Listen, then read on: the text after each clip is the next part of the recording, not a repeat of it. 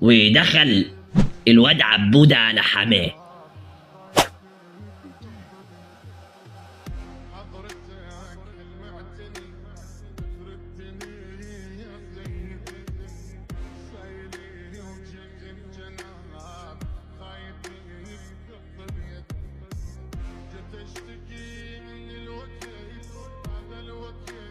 قال له كلمتين: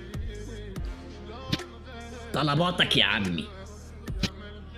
هنا بقى حماه راح باصص له من فوق لتحت، جايبه فهم، واداله الرد اللي هو عايزه. احنا بنشتري راجل، وانا بعتبرك زي ابني. اوبا.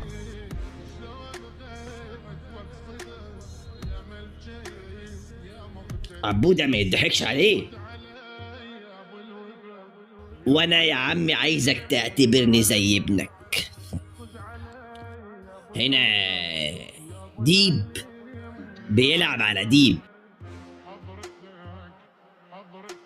خلاص بقى لما حماد كشف، حب بقى يديله الحتة الأخيرة. قال له: مبروك عليك، حققت لك حلمك وجوزتك بنتي. طبعا حضراتكم فاكرين ان عبودة هيسكت. قال له: وانت كمان مبروك عليك يا عمي.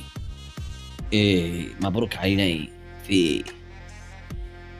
مبروك عليك وسترت بنتكم. اوف، فاجر.